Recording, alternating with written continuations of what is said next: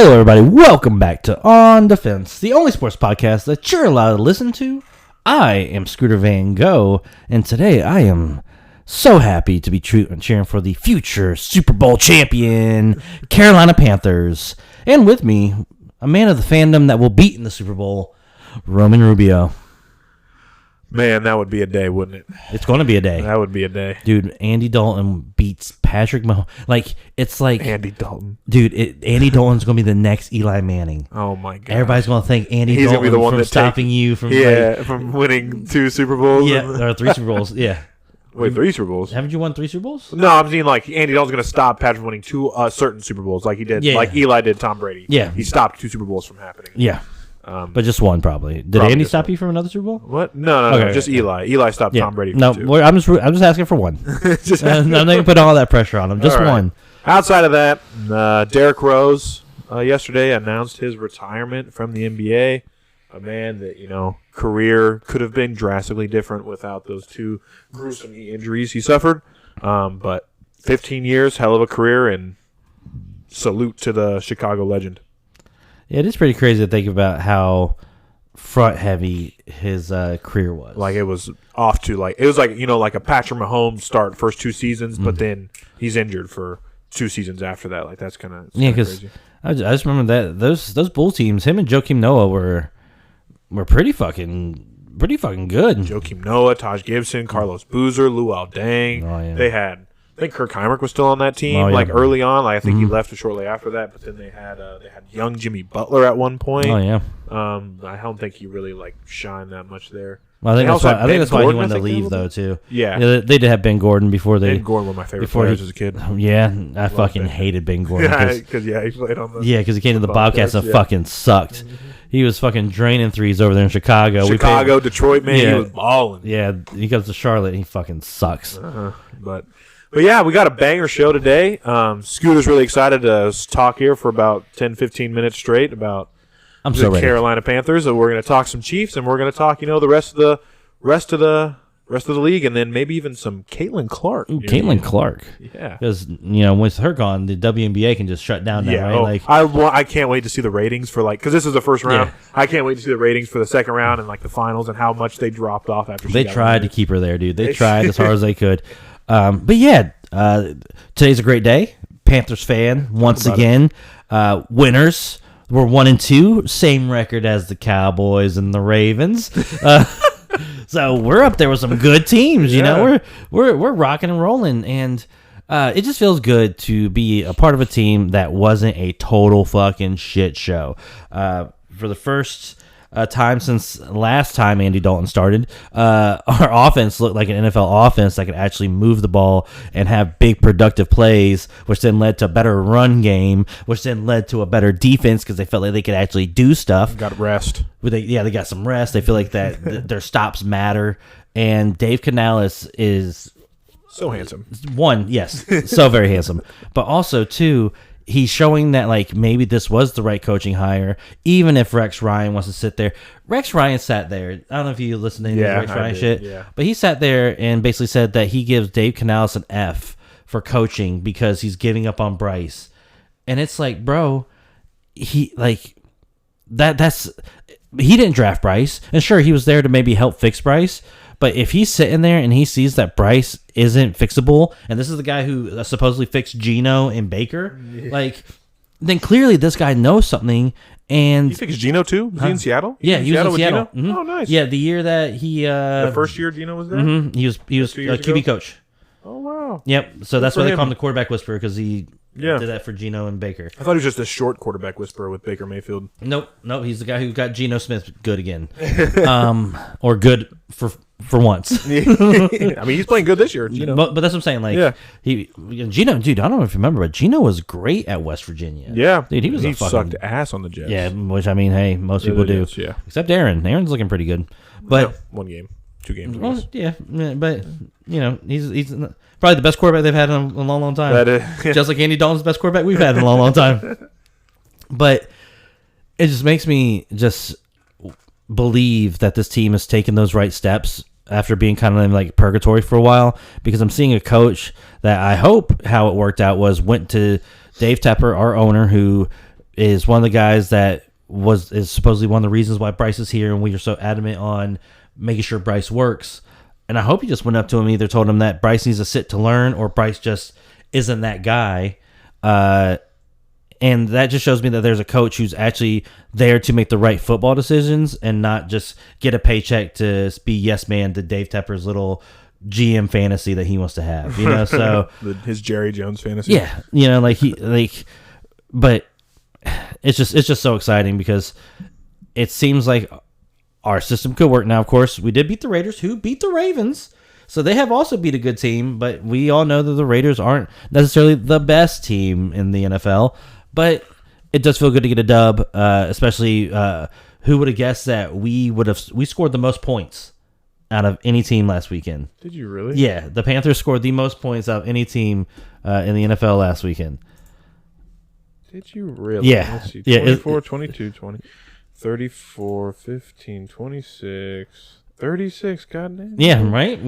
Bills, 47. I guess on Sunday. Until Monday, I'm sorry. Yeah, on Sunday you did. Yeah, sorry, until Monday. I forgot the Bills did go off. And the Commanders scored 38. So you were the top dog until both Monday night. Until Monday games. But through Sunday, and I think that's when I heard the stat too, was we were the top score. But yeah, like through Sunday, we're the third best offense. You know what I'm saying? And coming from the purgatory of us only scoring 13 points in the first two games, and we barely scored the touchdown we scored.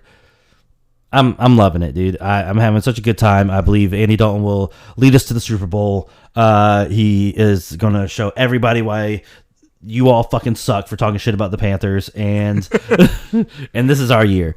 Andy Dalton will stop Patrick Mahomes from three-peating. And it's gonna be that would honestly be one of the worst cases. It'll be one of the best case scenarios to have, dude. Panthers, maybe the 49ers like finally beating us would kind of hurt, but also we bested them twice, so would it really matter that much? And I'm trying to think of what other one would be like a painful loss. Like if I have no beef with the Saints, but just my friends' teams beating me probably just would not feel good. You'd be fine with the Lions beating you? Yeah, sure. That'd be fun. Like a top, like super, like not necessarily underdog, but like the lovable losers. The Vikings. The Vikings. Yeah, Vikings and Lions are probably two teams I'd be all right with. One of my favorite like bosses ever, Clayton. He doesn't listen to this pod, so he'll never hear this, but love him to death. You should listen to Clayton. Yeah, he's like a 55-year-old man. He would never. I love him, so I would love for he's from Minnesota, diehard, like Minnesota everything fan. So he's like, obviously like he's 50, 60 years old. So he's experienced like, all the terrible field goal misses that have cost him playoff games before and shit. So I would definitely Lions and Vikings, I'd be okay. Carolina Panthers. You wouldn't be okay with Carolina Panthers? Nah, man. Even if we turn it around and Dave Canales is a fucking genius and they're like, oh nope, Carolina's the best team in the decade. No. You still wouldn't be the best team in the decade? Yeah, decade. No. Yeah, Dave Canales is an absolute genius at this point. And No. I would not. No, I would. No. This podcast would be on a 2-week hiatus after the Super Bowl. I'd have to recover. Oh man, I'll be here the next day. The next day. Let's do the podcast. I'll be at your house the next day. Let's talk about the podcast. But let's do the podcast.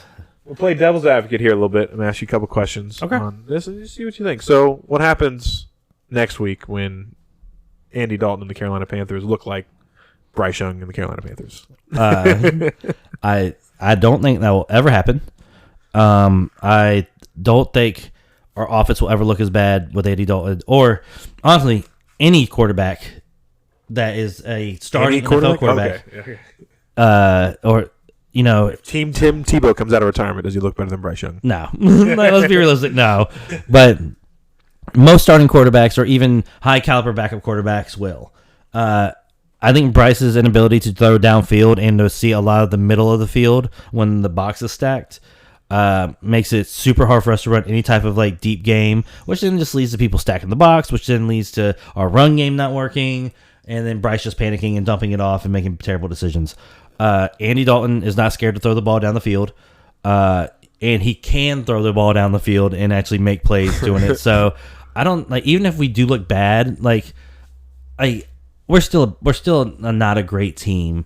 So it's very believable that this week we go out and we get fucking worked by the Bengals, and Joe Burrow has his I'm 0-3 game where he goes off and Jamar Chase burns whoever isn't J.C. Horn, or maybe he burns J.C. Horn. Who knows?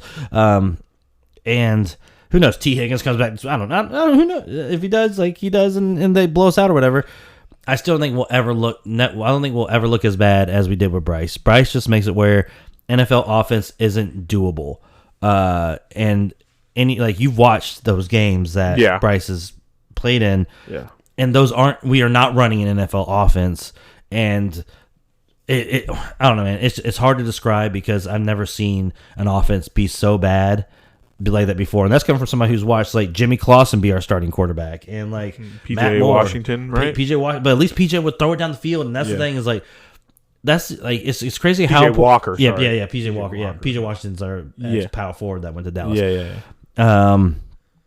But like that's the thing is like, even if PJ Walker wasn't hitting those throws, the fact that he would throw them makes it where you have to play back sometimes, where they know Bryce isn't going to throw that shit. And also it just helps that when you play Andy Dalton after he hasn't played for 18 games, you don't have a lot of tape on him. So we'll see what happens now that they have some tape on him and see what happens there. Yeah. But I just don't think we'll ever look as bad as we did with Bryce Young. I hope sitting down helps Bryce. I don't think it will because, and I know he didn't play a lot during the preseason, but he had a lot of off-season time with this new coach and new coaching staff that, like, he's still making fundamental mistakes, like throwing off his back foot a lot or not trusting the pocket a lot and stuff like that, like, can you teach that? Like, or can he fix it? Because, like, this is the guy that fixed Geno and Baker, and I'm pretty sure a lot of that work came during the offseason and not just preseason snaps, so I don't know. Mm-hmm. Like, another question number 2. Do we live in a different world where it's different if Andy Dalton starts last year instead of forcing Bryce Young to start week 1 with a terrible team? Like, do you see success like last year with Andy Dalton, and then does he get to play some games at the end, or does he feel so comfortable now that he can play preseason this year, and then he looks better like to start the season? Maybe it doesn't look great, but he looks better than what he does. World? Maybe. The thing is the same thing happened last year. Week 3, Bryce got hurt. Andy comes out, plays against Seattle, and we have our best passing game of the season with 360 yards and I think like 3 touchdowns. And like Andy was playing with the same personnel. He had the same receivers, the same guys blocking for him, all that stuff. So but he's also like a 10-year NFL vet. So yeah, it's completely different than a rookie true, in his third game. True, but I think it just shows that like a lot of people want to blame the personnel around Bryce. And maybe it's not all their fault. And like I said, we don't have the best team, but I think we have some okay guys. But I don't know. Like, I just feel like there's the things that make Bryce bad are things that Bryce is either doing to himself, or he's not making the right reads, or he can't make the right reads. And I don't know how much time sitting down would help him. It might, and I hope it does. Like, I don't want to waste 2 first rounds, 2 second rounds, DJ Moore, CJ or CMC. I don't want to wait. Like, sounds worse every time you say it. It does, but like, I don't want my team to have wasted that. Now, did we? Probably, but like, I want this to work, even if I don't like him. It'd feel great to be like, oh yeah, I didn't like Bryce at first, but man, now he's got 2 MVPs and a couple Super Bowls. So you know what? I guess I like him. I wish I could be that fan. I don't think we're going to be, but if all we're going to get for him is a 4th round pick. I hope sitting him down and him just becoming better is an option too, before we go and settle for trading him or just giving up on him completely. Yeah. And another question: you think 3 head coaches in less than barely a full season, a season in 3 games, is also a factor that maybe affected Bryce Young's ability to be successful, or just set him up for failure to begin with? Well, I think Bryce going to an offensive coaching staff that didn't want him. Also hurt him. Probably hurt him as well. But like, why wouldn't you like? When did they hire Frank Wright? Was that how far before the draft? Pretty far before the draft. Like, what? Like, they had time. Like, I think Frank was actively like during like the drafting process and stuff like that. That's the thing. I feel like you got to come to all your candidates and be like, hey, we probably want this guy, But hey, like, we're open to like your suggestions and what you feel, but just know, like, as of right now, if we hire you, we really want to draft this guy. Like, this guy is probably our guy. Or you like hire the guy and be like, hey, you're gonna have like 49% of the say on who we draft at quarterback. Like, so, like, that way a guy's not coming in getting forced into something he doesn't want to. Yeah, I mean, now it just seems like setting everything up. I mean, and there's two, like, some people say it was the Teppers that chose Bryce. Other people will say that it was a whole team organization that chose Bryce. I don't know. There was videos out there before the draft of like Frank Reich and Josh McCown, who was our quarterback coach last year, like at the workouts for the quarterbacks. Yeah. And they, like, at CJ Stroud's was like, the shit that they were saying to him was like, hey, when you're in Charlotte, we'll find a place to play basketball. We'll find, you know what I'm saying? Like, basically like being like, you're our guy. We can't wait to have you. And then like Josh McCown talked about how much he loves CJ Stroud. And so what happened? You know what I'm saying? Like, what happened to that? Like, what the fuck did Bryce do that, you know? Yeah. Like, I can't wait till CJ comes out and talks about it. Talks about like his pre-draft process and stuff, and how maybe he thought he was going to Carolina, or he got the impression he was going to Carolina. I bet you he did, dude. And then I heard it came down to that dumb test that they used. Yeah, dumb test. Yeah, I forget what it's called, but that dumb test that they used. Apparently, Bryce got like the highest score ever. Which, okay, cool, but like, yeah, and also just like people running around without pads and stuff on, and people were like, "This guy's gonna be amazing!" Like, come on, dude. What are we talking about? And then like I guess he also like. The thing they kept hearing was he can rename plays. Like, they would pull up a gameplay and they'll be like, "Do you remember what this call was?" And Bryce was like, "Oh yeah, it was XC77." And they're like, "Oh, he remembered the play call. Which one? Who? Like, is Nick Saban in the room? How do you, like, how do you know what the play call is?" And two, like, why does that matter? Like, I have a good memory. You ain't seen me throwing passes for the Carolina Panthers. Yeah, like, I'm 6'3" also. Yeah, so. you can see over the line. But yeah, I mean, I never believed in Bryce, so I don't think it would have changed anything, because I never thought Bryce was going to be a good quarterback in the first place. Yeah, I had bad feelings from the time that I heard that we drafted him. Like, as soon as they announced it, sinking feeling in my gut, like, oh, we just fucked up. Yeah. Like, we did all this so we could pick Bryce Young over. And the thing was, I didn't even think CJ Stroud was going to be like as good as he is right now. This early, I just thought he was going to be better than Bryce Young. You know, like, so. It also helped that they had another pick in the first round, I believe the Texans did, or in like early second, and they picked a really good wide receiver, like, instantly right off the bat. It also helped that they picked in their natural position. You know what I'm saying? Like, they were number 2 already. So they didn't have to trade up to get CJ Stroud. Yeah. We just traded up so they could get CJ Stroud. Biggest alley-oop of all time. Yeah, I swear, dude. Best alley-oop. There is reports out there too that apparently the Texans would have taken Bryce. I'm sure. Like, I mean, yeah. But that. We'd love to see it. Yeah. I would love to see it too. I mean, I'm an outside fan looking in. I don't think Bryce Young is like a good quarterback. Mm-hmm. Does he have the potential to be a decent quarterback? Maybe, but like, so many factors, like his, like, obviously his height issue, the situation he got into going through already now his third coach, being thrown into the starting lineup at the beginning of the season last year when he clearly wasn't probably ready, and then this year not getting any preseason snaps or reps, barely any, and then Bryce has always been on the best team. He has in high school. From what I understand, he was on one of the better teams in California. Then you go to Alabama, which is definitely one of the best teams to be on. Dude, me and our buddy Josh were watching a game the other day. It was Alabama versus LSU, right? And I think it was the SEC championship game. Uh-huh. And this is before Bryce, but it just blew my mind. It was Tua's team. It was Tua. His wide receiver core at Alabama was Jalen Waddle, Devontae Smith, Henry Ruggs, and Jerry Jeudy.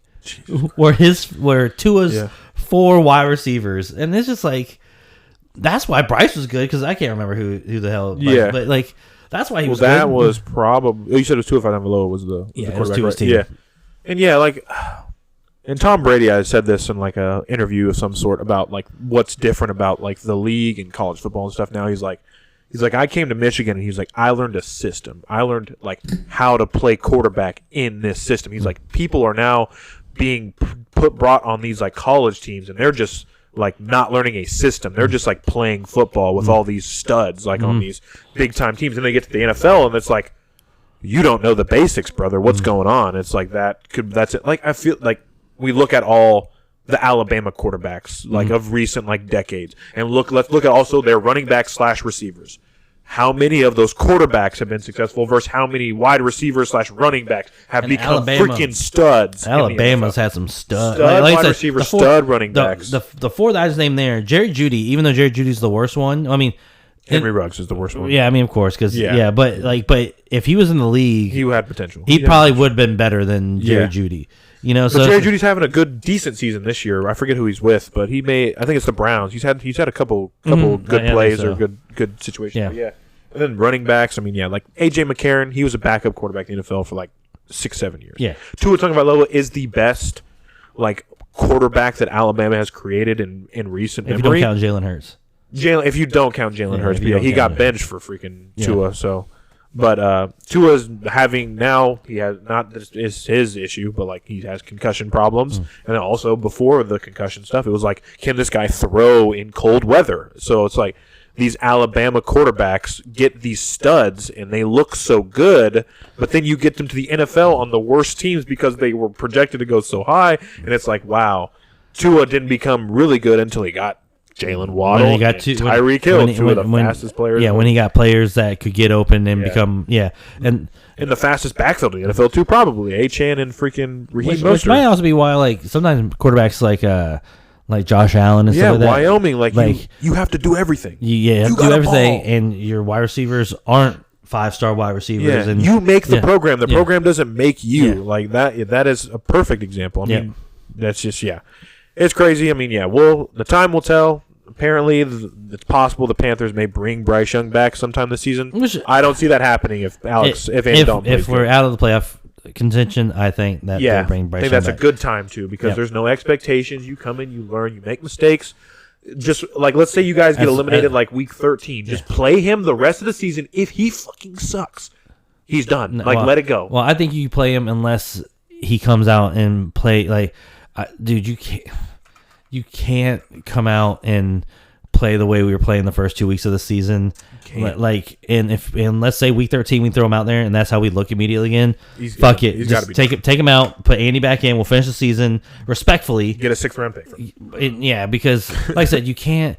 We need so much more than Bryce that if we're willing to make it where nobody wants to play with us because we're going to play Bryce, we are fucking our whole organization. Yeah. And we've already fucked it. So we need to at least do some damage control to show hey guys, even though we don't have the future quarterback with our team, we do have a coach that can run really good schemes, and our owner who apparently when Dave Tepper comes to practice, players are very hey boss, you know what I'm saying? They interact with him, which is good.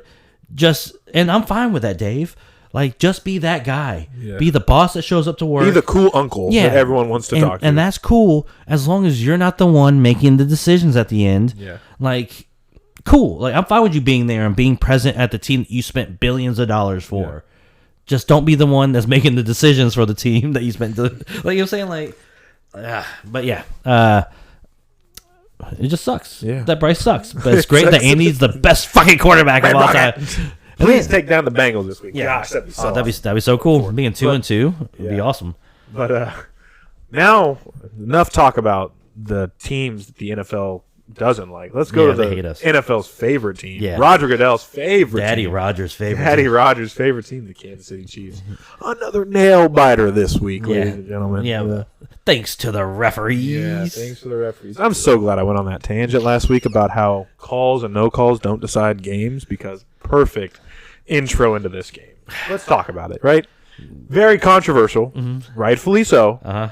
Kyle Pitts in the end zone most definitely got pass interference. Definitely. On third At least you'll goal. admit it. Yeah, there are some Chiefs fans out there on the r/Kansas City Chiefs. I know, they're that freaking are very delusional. It was not. And I'm like, no, it was, buddy. Like, you can't run a multi-million-dollar podcast company without understanding what is and what is not pass interference, whether it's your team or not.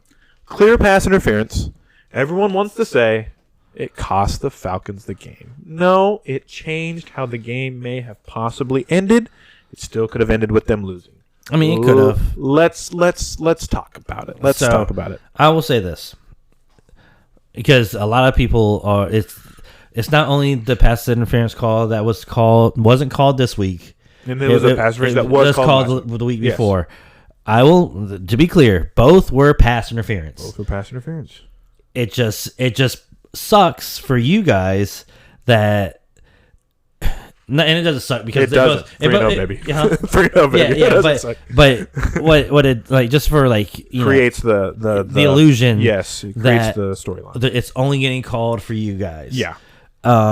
Which is true. Not true. It is true. Like we'll talk about it. Keep going. Yeah. But I have to say, because then what all the Chiefs, not all the Chiefs fans, but a lot of Chiefs fans will use in defense is that they got 3 calls on the final drive, right? 3 straight calls, 3 right? straight first down. Oh, sorry, not 3 straight, but 3 calls that ended that like of downs and made it an automatic first down. But you have to also admit that no matter how big those calls were, none of them would be as big. None of them put you on the 1 yard line. Yeah, that's fair. None of them. And I do know what you're going to say. Where you're going to say that they ran a dumbass play and didn't get first down. They before ran it was 2 dumbass plays. Yeah. Well, I'll keep bad plays.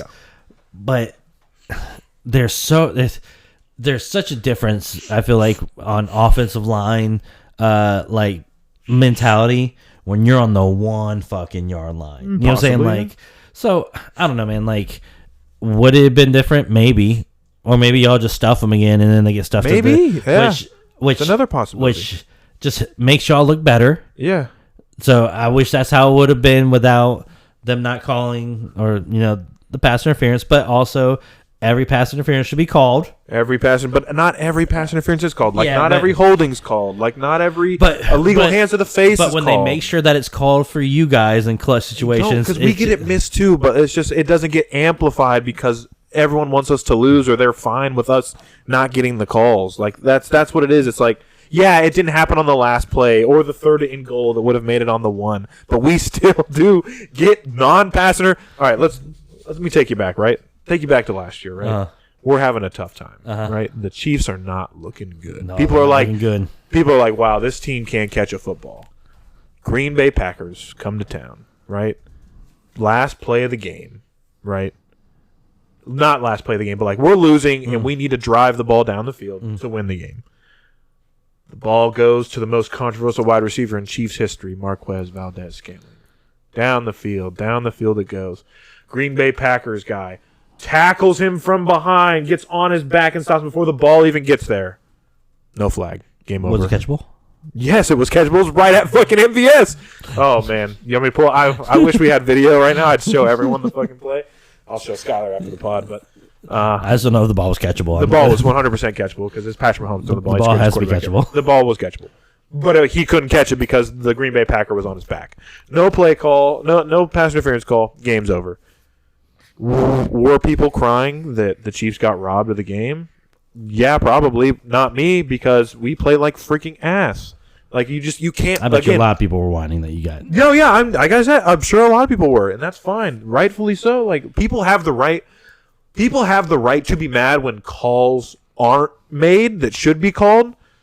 But I don't think you have the right to say that's what lost you the game, because there's so many other factors that play into the game. You can be mad that a penalty got called. Do you think that penalty made it where y'all didn't win the game? What, the Green Bay Packers one? No, because we had so many opportunities, so many drop balls, and so many terrible drives. So let's come back to the Atlanta Falcons game real quick, right? People are like, oh man, this Kyle Pitts pass interference, man, cost them the game. No call, cost them the game. First and second down, first and goal, second and goal. Within the 10, they didn't get it done. Then the third play happens. No pass interference. Fourth down comes. What should you do? You're down by 5, right? What should you do? What's I don't know what the score is at that time. It's like, let's pull it up. Sorry, let's pull it up. If they're down by 2, it was 17-22. Well, they're down by 5 at that point. Right now, it's 22 to 17. It's 4th and goal. That was the final score, wasn't it? What? I said that was the final score, wasn't it? Yes, that was the final score. So 22 to 17 right now, 4th and goal after the no pass interference call. What do you do? Most teams probably are facing most teams, and there was I think 6 minutes left in the game, something like that. I may be totally wrong. Totally feel free to roast me in the comments and say that I was wrong about the time, sure. But what do most teams against other teams do when they're not even within the 5? I think they're at the 6 or the 7. They kick the field goal because that's 2 points. Is that what the analytics say? Not always, but not every team goes off the analytics. Dan Campbell and Nick Sirianni are the two that do that the most, that go for it when you're not supposed to. But when people play the Chiefs, they act different because they feel like they have to score a touchdown or Patrick Mahomes will Patrick Mahomes and you will lose the game. And the NFL will NFL, you know? The NFL will NFL.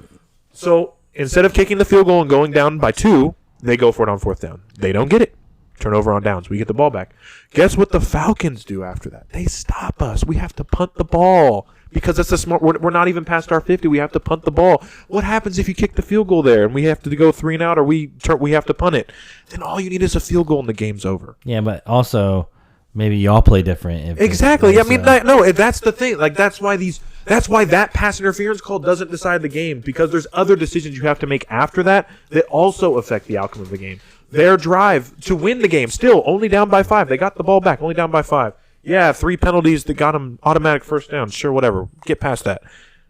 3rd and 1 with the game on the line. 3rd and 1. Did you get 1 yard? 1 yard. Just 1 yard? Stuffed. Guess what measurements say? 4th and inches. You just need an inch. An inch. That was long. Inches. Inches. 4th and inches. So less than a foot. Less than a yard. Sorry. Yeah. Less than a yard. So it could be you need 2 feet. Yeah, I know. Less than a yard. Less than a yard. Sorry. I misspoke. Less than a yard. You don't get it. Turnover on downs. That's the game. It was an awful. It was an awful call. That cost them the game too. I don't understand the call at all.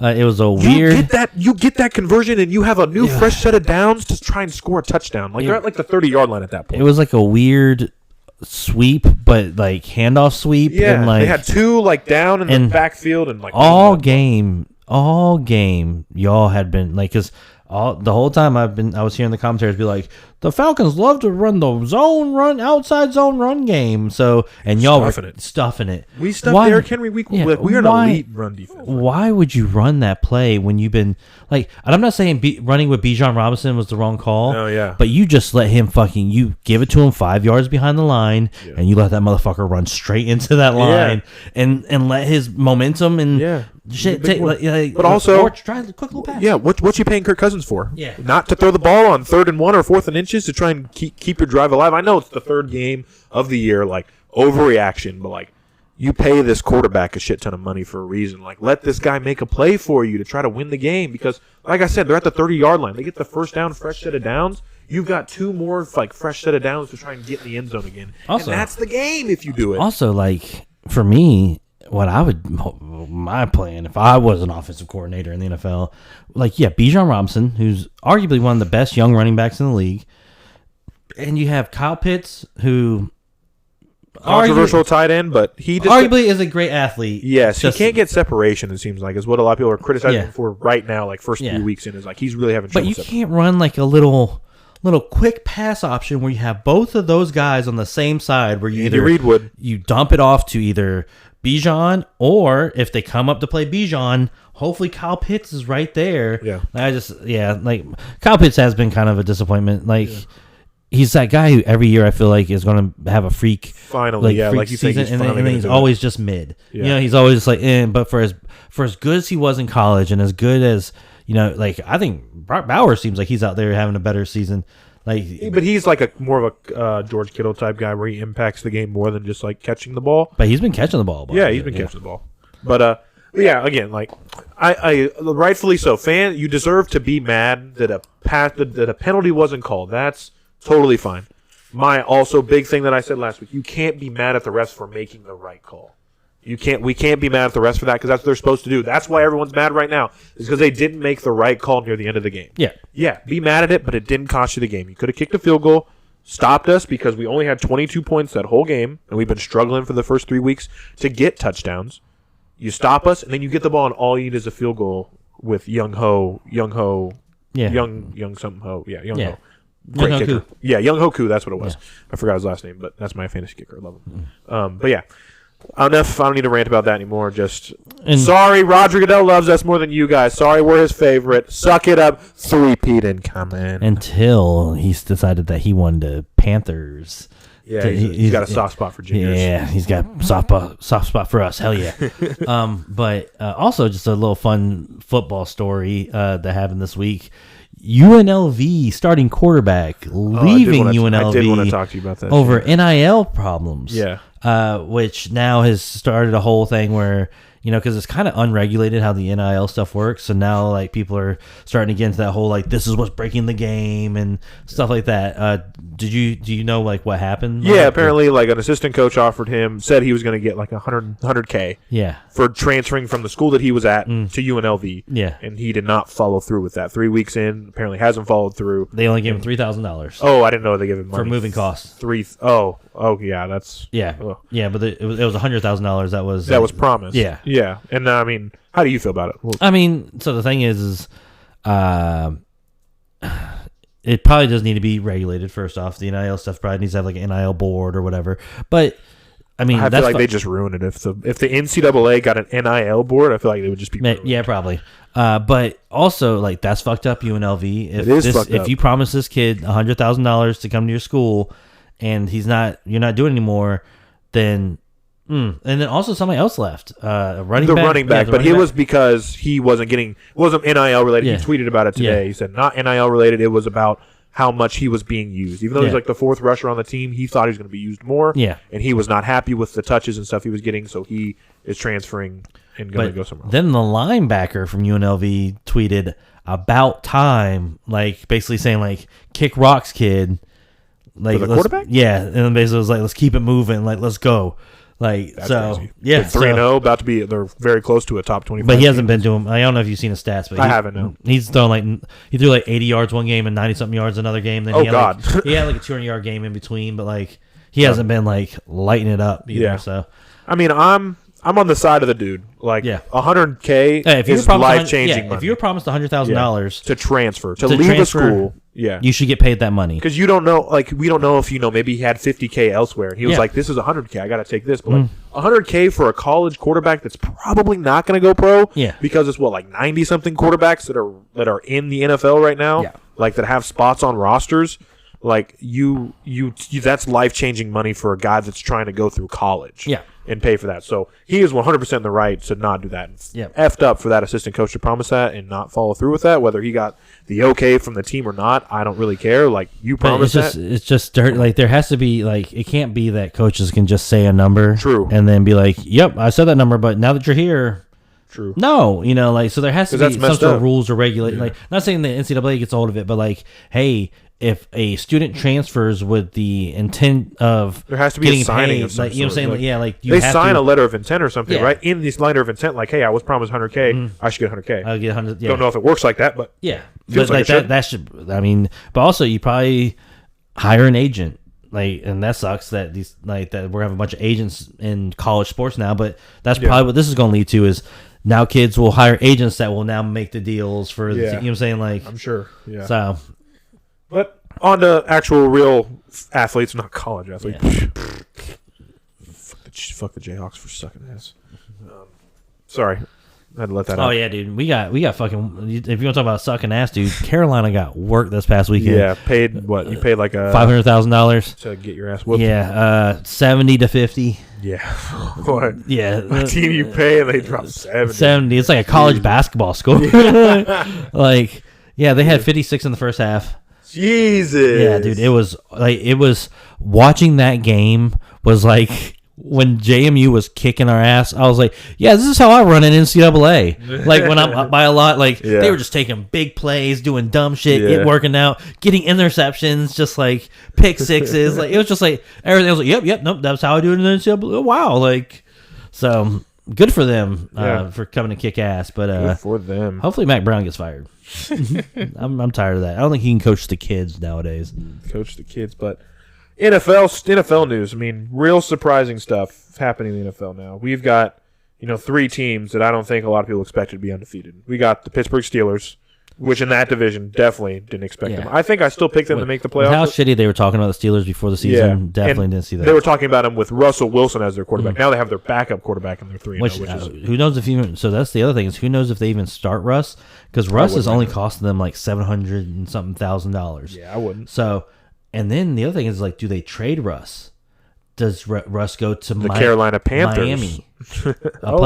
Miami. A place that like needs a 1-year rental, basically, almost. Even maybe like a 5-game rental or something like that. But somebody who isn't Skylar Thompson, but they also got Tyler Huntley. They did get Tyler, Pro Bowl quarterback. Yeah, so he might. He didn't play last week because I don't think he knows the playbook and shit yet. But probably not. Yeah, but he'll probably play soon. So interesting for him for the Steelers. Congrats to them for that. The Minnesota Vikings 3-0. Sam Darnold, ex Carolina Panthers quarterback, balling out with Justin Jefferson, having a career year. But apparently he does this stuff. Like he has like really good games that he can't keep it up for a season, and that's what makes good quarterbacks. Is you can be consistent and like have multiple like games throughout an entire season. But when you have Justin Jefferson, makes your life a lot easier. It makes you playing stressful. And the crazy thing is like they don't even have T.J. Hawkinson out there yet. He's injured. Yeah, and then Jordan Addison's out now too. Adam Jones and Justin Jefferson. Aaron Jones. Yeah, Aaron Jones has been. I have both of them on my fantasy teams, and they've both been doing really good. I also have James Cook, who's also been for the Buffalo Bills. Oh yeah, James Cook. Yeah, he's also been doing really good stuff. I literally lost week 2 because of that. Yeah, he was great, and he still keeps doing great things. Also 3-0, the Seattle Seahawks. Geno Smith, a guy we just talked about. Maybe we didn't. Maybe that was take 1. I don't remember. I don't remember. But Geno Smith, I mean, continuing to play really good football for the Seattle Seahawks. I mean, DK Metcalf looks awesome. He looks great, dude. He so fast and so big. And the Chiefs. I mean, this is I'll take a little like history backtrack. Okay. So the Chiefs, right? I forget when was he drafted. It was the year we lost to. It was the year after we lost to the Patriots in the AFC Championship game. We were coming into the year we're going to win the Super Bowl. Tyreek Hill gets involved with another child abuse allegation that was deemed false, and it was actually deemed that the mother was the one causing this abuse, and then Tyreek Hill got full custody of the kids. So happy ending to that at least. But that was going on, and the draft was coming up. No one knew what was going to happen to Tyreek Hill. Are we going to suspend him? Is he going to get kicked out of the league? Blah, blah, blah, blah, blah. The Chiefs are panicking. Whoa, we're not going to have our speedster for this year. We really need a speedster. Comes up second round of the draft. We draft McCole Hardman. The closest thing this draft had to a Tyreek Hill-esque type player. Really fast, lightning speed. I mean, he was called the Jet. Like he fast mofo. I like to think if this Tyreek Hill stuff doesn't happen, maybe we're like, we don't need a speedy receiver. DK Metcalf, welcome to the Kansas City Chiefs. And then we're freaking juggernaut. But didn't happen. But DK Metcalf's a beast. I wish somehow, some way we could get him. But 2019 is when he was drafted. Yeah. His dad was offensive lineman. I don't know if you knew that. Wow. For the NFL. Wow. Terrence Metcalf. Terrence Metcalf. Yeah. Nice. But yeah, I mean, Seattle, Pittsburgh, and Minnesota. Anybody on some card somewhere wrote down that those 3 teams would be undefeated going into week 4, go buy a lottery ticket. Yeah, you probably want to go ahead and cash out that parlay. But, I mean, yeah. Talk about some games that happened this last weekend. One game that maybe we're not involved in, but our friends are involved in. 2 teams faced off. The Ravens and the Cowboys. Oh, yeah, that was a good game. That was why I didn't watch the Panthers game. It wasn't a good game until it became a good game. Yeah. Derrick Henry finally had the breakout performance everybody's been waiting on from the Ravens. Like, they rushed him 25 times and balled the freak out. Lamar rushed for 14 times for 87 yards. Yeah, they ran quite a bit. And this is what we talked about like last week. Why they're not running like more like 2 tight end sets with like the threat to run, and if they don't run, play action to Mark Andrews and and Isaiah Likely, but they didn't even really have their tight ends involved a lot this week. Like, I think Mark Andrews didn't even get a single reception this weekend. Yeah, he did not. He had one target. Yeah.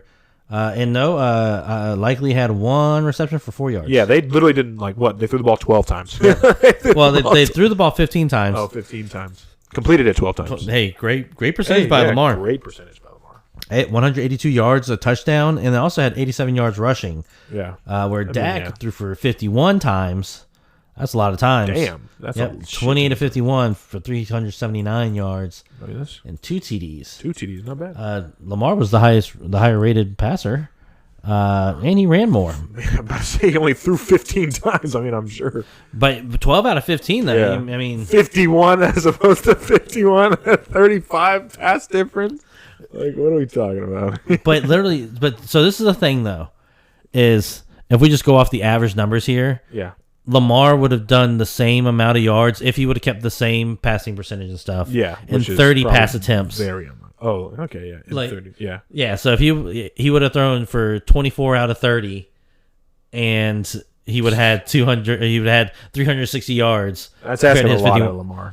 But I'm just saying, but if you're looking at just the numbers here, I get what you're saying.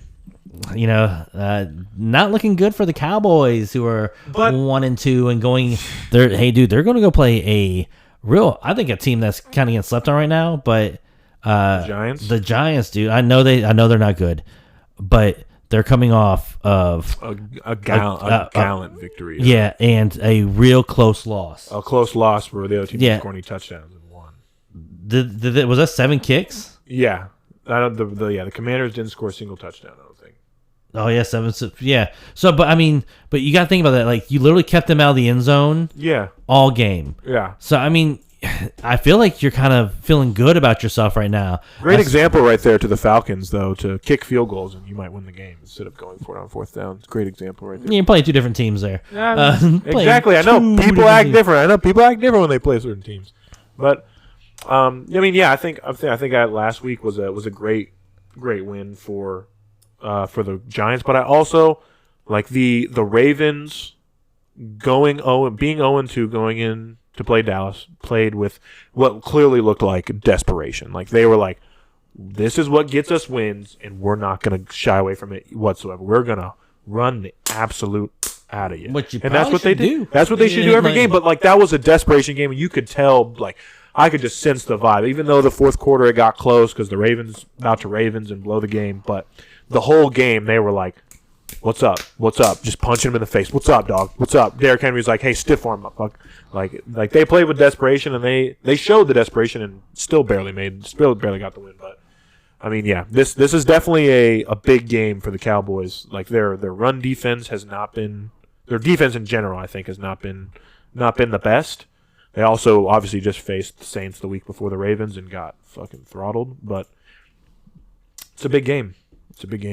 Sorry, just looking at what? Looking at some passing stats. Just looking at passing stats here. Is Dak Prescott the leader in passes? He is the leader in passes, but his completion is 60%, where everybody else He's throwing the most and still throwing 60%. That's not bad. Right? Yeah, but he's throwing. That's 25th in the league. Yeah, it's 25th in the league. He's throwing worse than Jared Goff, Kirk Cousins, Justin, C.J. Stroud, Sam Darnold. They have also had to throw more because they're down by so much all the time. Andy Dalton's throwing 68%. He's played one freaking game. He's played 2 games. How's he played?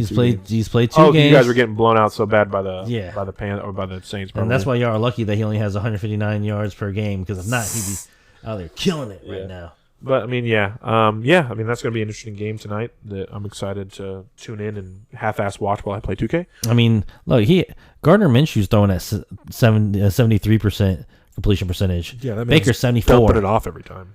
Geno 74. Josh Allen 75.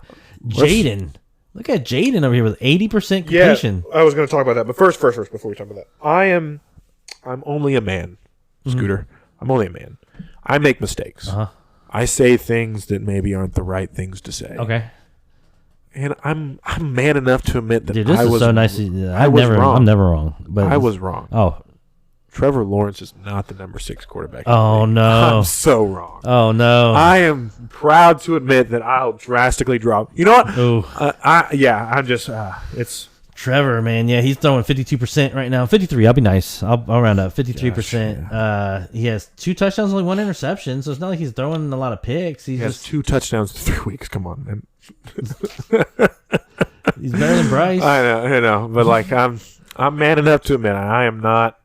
Like I said when we made those rankings. Remember what we said. Remember what I said is I don't know football like I know basketball. Yeah, and I'm man enough to admit I was banking on the potential this year for Trevor Lawrence, ranking him number 6. And you know what? That man might barely be 20 right now. How he's playing. But enough with me being wrong. Let's talk about me being right. Mm-hmm. I don't really have anything to talk about because I haven't been that right. But let's talk about things I'm excited to talk about. Jaden Daniels, dude. I mean, I'm a fan. He 80%. That Monday night game was electric. Like that for 2 straight games, even though they didn't get a touchdown against the Giants and still won. Yeah. 2 straight games they haven't punted.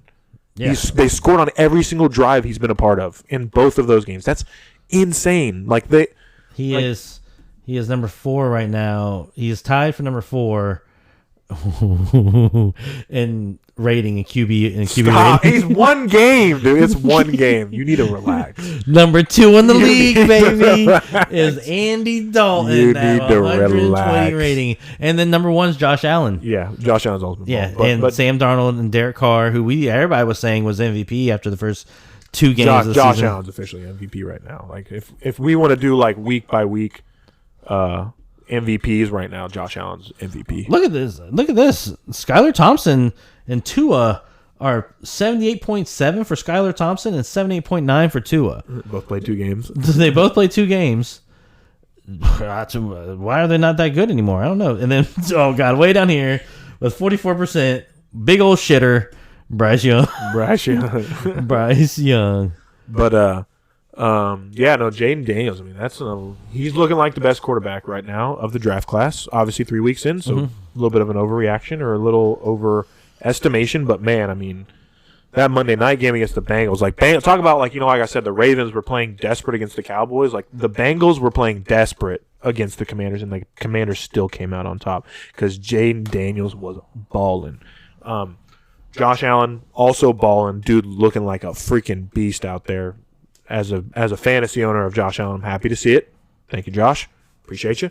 To the Bengals, who have now dropped to 0-3 and are potential to be 0-4 with the loss to the team that eventually make the Super Bowl, the Carolina Panthers. Yeah, baby. The Cincinnati Bengals. So they're 0-3, and even though they've had a notorious Joe's playing pretty good. Yeah, I'm about to say it's notorious slow start to every season Joe's been a part of. It is not Joe Burrow's fault. He's throwing 71%, 5 touchdowns, 0 interceptions. Yeah. Averaging 250 yards a game. In the offseason, they declined to pay most of the defensive people that left. Jesse Bates left. He went to the Falcons. They didn't pay him. Well, he left 2 years ago. He left 2 years ago? Yeah, he was on their team last year. He picked Bryce Young game 1 last year against the Falcons. Oh, shit. Yeah, well, Jesse Bates has been gone for a year. Well, Jesse Bates has been gone for 2 years because they were probably trying to save up to pay Jamar Chase and T. Higgins. This offseason comes along. They decide not to pay either of them. Actually, no, T. Higgins got a new deal, right? No, he didn't. He got franchise tag. And he decided to play. I don't think he wants to be there anymore. Yeah, he decided to play, even though he said he wasn't going to. He's like, it's bigger or whatever, blah blah blah. I don't think he's played yet this year. He did. He played against the. I'm pretty sure he played his first game against the Commanders. And then Jamar Chase also wanting to get paid this offseason because he saw his best friend Justin Jefferson get paid and he didn't get paid. Also not getting paid. So this is. Yeah, he played last week. This is what happens. You have your two best weapons on offense for Joe Burrow holding out in the offseason, not playing, not being a part of mini camp, training camp, preseason stuff. Then you get to the season, and when they do decide to come in and play, it's off. It doesn't feel right. Jamar Chase just scored his first touchdown against the Commanders. That was he scored 2 touchdowns. It was his first time scoring a touchdown all season. And it's you can't, for a team that talks all the shit that they talk and wants to be the biggest, baddest team in the AFC, they are the team to beat in the AFC because they're the easiest team to beat in the AFC right now. It's just it's questionable moves by the players on there, questionable moves by the organization. Get the job done. You have this team. you've been such like a not necessarily a laughing stock, but you've been so like all over the place, like terrible, god awful. Kind of got to the playoffs with AJ Green and Andy Dalton, and then back to awful again. Now you got Joe Burrow and a bunch of studs, and like, what are you doing? I feel like this is what they always do. Shitty organization is going to be shitty organization. Well, I mean, they always find a way to get a really good quarterback because Andy Dalton wasn't bad when, coming into it. He played his first, I think, like 4 or 5 seasons. They played like. And before him, they had gosh, man, I'm Carson Palmer. Yeah, Carson Palmer. Yeah, so baller. They had Carson Palmer with him and Chad Ochocinco. Ochocinco. You know, they're really good at getting. They had so many Johnsons on that team. I don't know if you remember. They had so many Johnsons. Dude, they had Rudy Johnson and Chad Johnson, and they also had Larry Johnson on that team. Yeah, yeah. So they had so many Johnsons, dude. But yeah, like. But this is what they always do. They have a good quarterback, good offense, but they can never get it done. Never get it done, and then they lead to stuff like this. Like, just pay Jamar Chase, one of the 5 best wide receivers in the league. Just pay the fucker, dude. Like, what are you waiting on? He's not going to budge. He just saw Justin Jefferson be the highest receiver. He's gonna want to be the highest paid receiver. If you'd have just paid him before, and this is the thing. I know this is going to upset some people because. But I don't think Jamar Chase deserves to be the highest paid receiver. He doesn't. But that's what happens when you don't get the job done, man. If you just pay him at the beginning of the offseason before Justin Jefferson gets paid, then he's the highest paid receiver. He's happy, and then bam, he's not the highest paid receiver anymore. Justin Jefferson gets paid. Because that's who, like, Justin Jefferson is a fucking dog. A freaking dog. And yeah, Jamar Chase deserves to be up there, but the fact that now and that's probably where the Bengals stand. They're like, damn, dude, you shouldn't be getting paid more than Justin Jefferson. But he's like, bro, I wanted to be paid the highest receiver before Justin Jefferson became the highest receiver. And I don't remember if this is take 1 or take 2. Sorry, we're on take 2 of the podcast. Yeah, I had some audio problems. But anyways, at one point I was talking about Alabama's wide receiver core during that game I watched. That's a great question. I don't remember if it was this take or not, but I watched the game. Tua was the quarterback for Alabama. It was him versus LSU, and it was Joe Burrow. But I mentioned that the offensive weapons for Alabama were Devontae Smith, Jalen Waddle, Henry Ruggs, and Jerry Jeudy. But then on the other side, I remember that freaking Joe Burrow had Jamar Chase and Justin Jefferson. He also had, I think, Leonard Fournette and Clyde Edwards-Helaire. No, it was Clyde Edwards-Helaire. Clyde Edwards-Helaire was, okay. Yeah, and I was just like, oh my God, like both these teams just had fucking stacked team. It was such a good game to rewatch. Yeah. Like, but sorry. just remember. But yeah, I mean, it's just bad decisions by them. I mean, like, you could look at the Dallas Cowboys situation, and it's just how important it is to pay players when they, 1, deserve to be paid, and 2, pay them sooner rather than later, or else you bite yourself in the ass. Like, Derrick Henry talked that he wanted to go to Dallas, and him and Dak have the same agent, and I'm sure the agent was pushing like, hey, let's go to Dallas. But guess what? Jerry Jones got in his own way, didn't pay Dak right away, didn't pay CeeDee Lamb right away, and they had to overpay. Not overpay because, CeeDee Lamb, one of the 5 best receivers in the league. He's good. Dak Prescott, a very good quarterback. Both deserve to get paid, but paying them what you had to pay them made you ineligible to pay Derrick Henry what he wanted to be paid. And that's just why teams just need to learn to pay. That's why the Carolina Panthers should just get it out of the way and extend Bryce Young so they don't have to worry about it 5 years from now when he becomes elite. Looking at receiving numbers, since you brought up receiving numbers, CeeDee Lamb, technically by yards, is the 11th best receiver in the league. 3 weeks in. 3 weeks in. But Jamar Chase is right below him at 12. Number 1, Nico Collins by about 50 yards. Year two, Nico Collins. Yep. Year 2, also at number 2. Yeah. Rashee Rice. Yeah, Rashee Rice. Juwan Jennings after that big game. Number 3. Just that one big game got him all the way up there. Justin Jefferson's number 4, and Malik Neighbors. Wow. Dude, I can't believe he had a Neighbors great. is going to save Daniel Jones' career. Yeah. Like, and the thing is look at this. He gets so many. He's 23 receptions. I'm pretty sure he's first or second. Second. For Rashee Rice. Yeah, Rashee Rice is number 1 for receptions, but Malik Neighbors is number 2. So that dude, he is a absolute monster. But question, and he has the most targets by 5 receivers. Jesus. So they're just feeding him. But question, is it a bad thing for him to be so good that he saves Daniel Jones? Because doesn't that also save the Giants in a way, so they don't have to cut him and lose a bunch of money, or not play him and still lose a bunch of money? Is it in a way good that he's good enough that Daniel Jones can play out his contract and be at least viable because he has such a good receiver, or should Malik Neighbors, be really good but not good enough to like make Daniel Jones look good? I think it helps out the Giants. Yeah, because let's say you guys had like Justin Jefferson, Bryce Young was ass, but man, could he throw the ball to Justin Jefferson? It's like, yeah, keep Justin Jefferson here as long as Bryce Young can look viable. But if he doesn't look viable, then this sucks. But we still know that you have a really good receiver there. Exactly. But the other thing you got to think about is they just paid Daniel like a season or two ago. Look up how much years left on his contract. Okay. Also, before I leave this screen, I just want to point out some other like interesting names here. Marvin Harrison and Malik Neighbors are tied for the most touchdowns in the league, but Marvin Harrison has 22 targets and only 10 receptions. Jesus Christ. So and I don't watch a lot of Cardinals, so it's either he's dropping a shit ton of balls or... First week he wasn't targeted. That was like the whole talk of him and Kyler Murray. And Kyler's like, that's not my job to get him the ball. But still, I'm just saying like the amount of Malik Neighbors has 37 targets and only 23. So he's...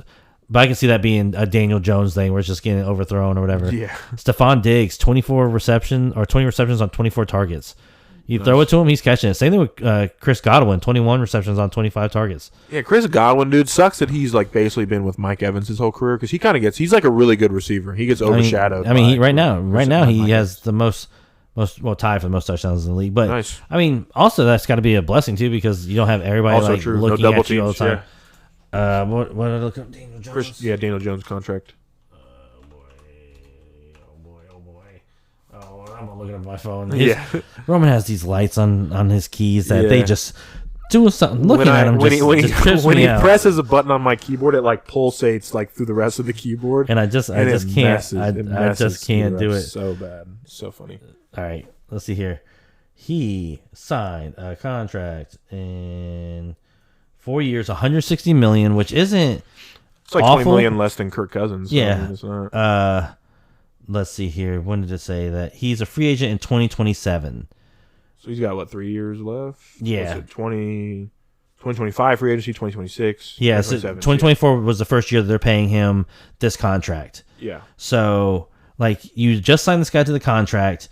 Chances are there's big money loss if you cut him. Yeah. And that would just hurt the team more because now you're paying a guy not to play for you. Yeah. Malik Neighbors making Daniel Jones better only helps out stuff. Yeah. So, does it suck that... If only they had Saquon Barkley. Yeah, does it suck that some Giants fans don't want him? Sure, but at the end of the day, if he makes it where Daniel Jones can be a decent quarterback and y'all can use resources on other things to make your team better for whenever he leaves, you can now plug in... exactly what you need at quarterback, what you're looking for, not a Daniel Jones type. You're looking for, or maybe this is what Daniel Jones needs. Maybe. Quinton Johnston's up there with 3 touchdowns. Who everyone thought was a freaking bust after last year, but he looked really good. But the thing is, though, so he has 133 yards with 3 touchdowns. There's also this guy, Andre Izovskis. For the tight end. Yeah, he's been three touchdowns already on 85 yards. So he's their slot receiver for the Bengals. Is he? I think he's their tight end. No, he's like a small. He's like a small little receiver. And he's been balling with T. Higgins being out the first 2 weeks. He played really good. He scored 2 touchdowns against the Chiefs, and then he scored a touchdown, I think, against the Commanders too. He's been playing really well.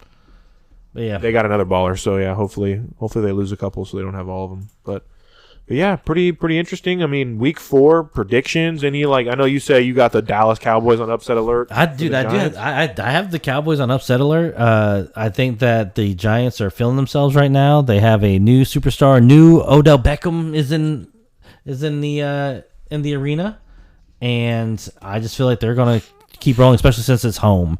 They're home. The fans are going to be out and about. Wait, Odell Beckham's going to be in the arena? No. I'm just saying that Malik Neighbors is their new. Is their new Odell Beckham? Yeah. They got a new wide receiver. I got you. And it seemed like fans for the Jets showed out for last week's Thursday night game. So will the Giants? Electric. Yeah. So will the Giants fans show out too? We'll see. But besides that, what other games? I'll go ahead and say it. I think the Panthers are going to go on a 2-game win streak. I'm praying for the Panthers going to. I think they're going on a nice. I've never rooted for the Panthers more in my freaking life than right now. 0-4 Bengals would just make my day. Mm-hmm. Let's see here. Is there any games that might be surprising to us? Ooh, Bills Ravens. That's a good one. Yeah. That's a good one. At Baltimore. That's a good one. That's a good one. This shit show of a game here is going to be awful to watch. The Titans versus the Dolphins on Monday Night Football. Oh gosh. Ooh, the Seahawks versus the Lions though on Monday night. That's good. That's gonna be a good game. I'll go with the Lions to win that one. Hey, Brain's gonna be really mad if you don't do a pick'ems. If you don't do a thing. A pick'ems. I gotta do not a pick'ems, but like a lock of the week. A lock of the week. Yeah. Now that we're like mostly doing these on Thursdays now, we post it like almost right after. You could do your big giant parlay bets and then be able to lock it in right after they listen to it. Yeah, if they wanted to. But so let's do some locks then real quick. Yeah. I'm gonna lock in. We'll do a quick little 5-gamer. A 5-game parlay right off the dome right here, and you know what? They're all locks. We're gonna have. We'll let you do that while I go to the Yeah, bathroom. let Roman go to the bathroom. I got everybody here. We got the Giants beating the Cowboys with a Malik Neighbors touchdown. That's right. We're doing anytime touchdown scores here too. Then we're also going to have. Let me scroll down here. We have the Panthers beating the Bengals. And we'll say Chuba gets another touchdown this week. They're gonna keep running down the Bengals' throats. Chuba gets a touchdown this week. We're gonna go with the Chiefs are. We're gonna make it easy lock here. I'll give y'all the Chiefs beating the Chargers with. We'll say.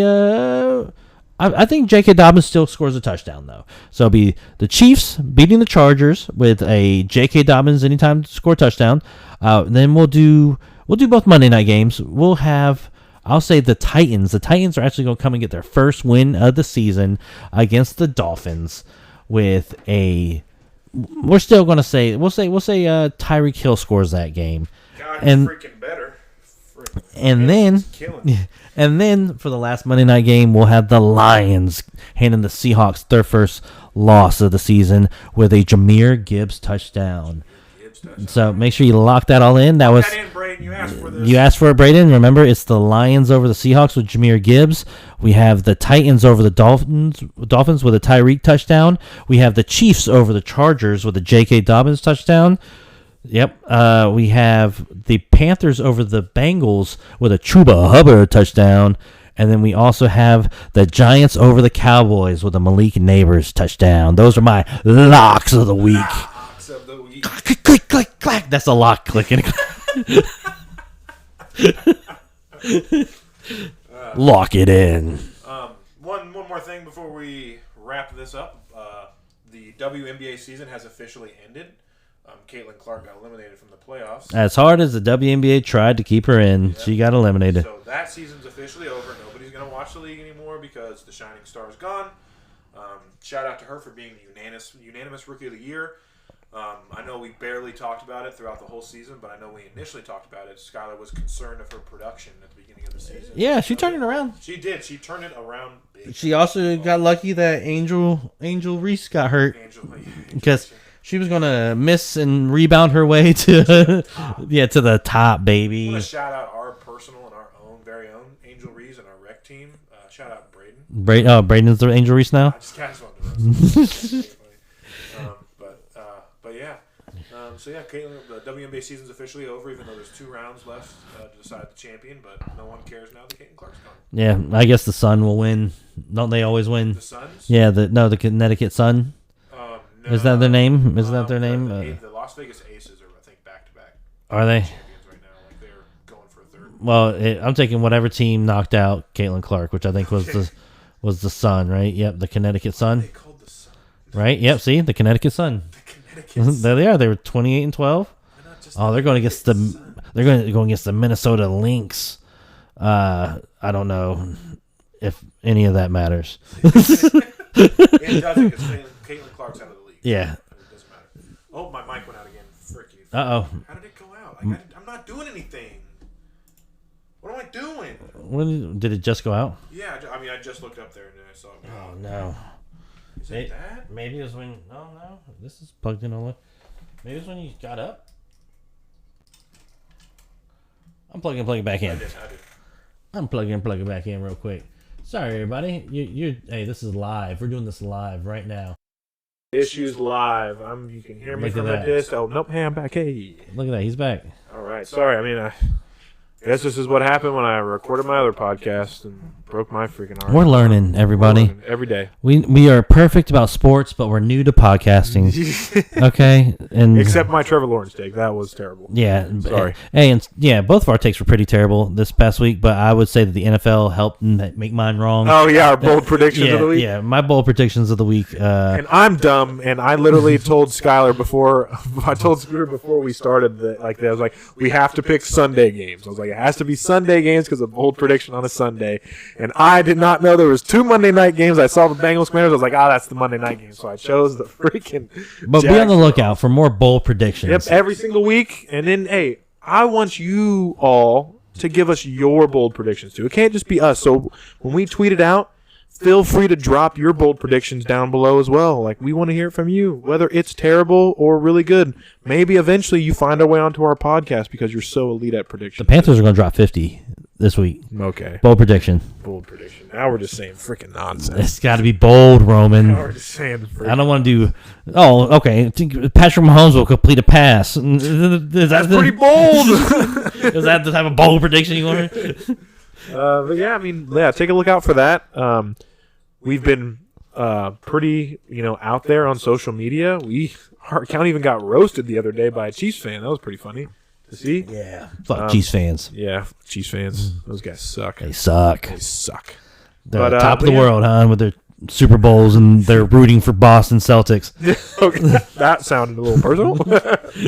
Personal attack. But yeah, feel free to engage with us on social media if you see us out there. We're working on other new and exciting things, moving forward. So just keep an eye out. We're trying to innovate, try to keep you guys excited about what we got going on. Innovate and penetrate. Innovate and penetrate. That the Scooter says in the pre-podcast meetings every time we're trying to come up with something new. He's like, innovate. The mainstream. We're trying to penetrate the mainstream. Penetrate the mainstream. But yeah, anything you want to talk about outside of the sports world? No, all my shows are off. I'm waiting for Hell's Kitchen to come on. Master Chef's done. My boy Michael won it. Spoilers. Spoilers for Master Chef. But nothing really going on right now. Just enjoying being a part of a winning organization. You're under 500, but we're winning. We won. So just meaning a win. Yeah, we won. Yeah, a win franchise. Yeah, a win franchise. Yeah, but this week we're going to have 2, so then we'll be a winning 500. Yeah, a winning franchise. We're a winning franchise. Same amount of wins as losses. Yeah, you better hope neutral franchise. I hope that y'all go on a 3-game losing streak now. So change that lock from the Chiefs to the Chargers. Is Justin Herbert even playing this week? Yeah, I think he is. And also, Derwin James' thing got I believe reversed or something. I think he's actually playing this weekend. Oh, thank God. I think I could be wrong. I thought I saw something about it, but could have been fake. I don't know. But I've been watching Fear the Walking Dead, not The Walking Dead. Oh, Fear the Walking the Dead. one where it shows where everything got spread in California, right? Yeah. My fiance has a little girl crush of one of the girls that's the main character, so we've been watching that, and it's been all right. Did you ever watch The Walking Dead? I did. I watched the first 6 or 7 seasons. So. I watched till the Negan stuff happened, and then spoilers. Yeah, and then it's been a long time. Then they killed my boy Glenn, and I said, yeah, I don't want to do this anymore. Yeah, I'm probably gonna make her watch it, and we'll probably rewatch it after we watch Fear the Walking Dead, because the first 3 seasons happened before The Walking Dead, and then 4 through the rest happened at the same time as The Walking Dead. So I think there might be some crossovers. Yeah, which would be cool. And as I don't read a lot. I'm not a reader, as some would say. That's lame. Yeah, but listen to podcasts. Yeah, I did read not all, but a lot of the Walking Dead comic books, though. And let me tell you, if you've never read those, they're so much better than the show. Just a lot of cool shit happens. There's characters that they make Carl. Carl is a little bitch in the show. Oh my gosh, he's a little bitch. Bitch. Carl. But Carl in the books, dude. He didn't give a fuck. Carl killed kids, dude. You step. That's probably why they didn't have him. That you step up to Carl in the books, dude. You're getting put down. Yeah. Michonne and Tyrese. Do you remember Tyrese? Yeah. Dude, they made him such a pussy in the show. In the books, dude, he was there like at the very beginning, and he goes and they go to the prison. This when they first found the prison. Yeah, and the prison. That's like when I stopped watching, like right after the prison. Yeah, so like when they're at the prison and like there's he just like his daughter died and he's mad and he needs to take out some frustration. So there's a gym full of zombies and he goes and he just fucking kills all the zombies barehanded, right? So then he's standing in the middle of the gym and he's like, "Fuck, I just killed all these zombies." And Michonne comes out and she's like, "Damn, bro, you killed all those zombies. You deserve a good job, blowjob." And and then Michonne just does that, and then So then this is the crazy thing is. So you remember Carol? She was like the lady whose like husband beat her a bunch, but then like he dies, and then she starts becoming like a badass, and she becomes like one of the leaders. It's the one that Daryl like would hang around with. All. It's not the one that had 2 zombies as a pet when you first. No, that was Michonne. Michonne, okay. Yeah, no, she was a white lady who like cut her hair and stuff like that. I hated her too. But in the books, she was Tyrese's girlfriend, and then she sees Michonne giving her head, so then she just walks straight into some zombies, dude. Like the book is crazy and so much better. Yep. So read it. I might read it, and then like I said, Carl kills kids. I'm not gonna be looking forward to that. Yeah, it's pretty cool. It's pretty cool when he does it. But, yeah, we're still playing 2K, so don't ask us about any other video game because we don't freaking care. Yeah, that is all I play. I just play 2K. Yep, it sucks. We're now all forced to use the stick, and rhythm shooting, dude. I want to die. I hate it. And he hates it, but he's shooting pretty well with it. So. I am, but I hate it. It's a lot of work. I feel like I have to be like hashtag not really locked in, but like I have to hashtag not really locked. Yeah, hashtag not really locked in, but locked in. Like I feel like I have to focus more with this fucking rhythm shit than ever what I had to do with X. But that's probably why they did it, because people were just slotty dotty D and shooting 7 people like 7. You were lotty dotty D and they had to make it harder. I didn't want to make it harder. I liked it how it was last year. But yeah, that's about it. Take a look out for our bold predictions this weekend. Excited to watch the game tonight. On Defense Pod on Twitter. On Twitter/X. In that you can see our individual links to our own individual pages where we talk about our own individual things. Scooter talking about Chris or Carl killing kids, but yeah, it was cool. But, the kid killed a kid though. Oh, okay, the kid killed a kid. Yeah, but then the parents were like, "We don't know what to do about this kid killing kids," and then Carl was like, "Don't worry about it. I'll fucking take care of it." Like I said, it was cool. All right, everybody tune in to more updates on Carl killing kids. But yeah, that's when my new podcast is going to be about. Ceramics is on hold, and now we're talking about Carl killing kids. Just that one issue of the comic where Carl killed those kids. Every week we're going to talk about it. Different details every week. Different angles. But at the end of the day, Carl's going to kill some kids. All right, y'all. That's this week. It's a wrap. See you later. Bye.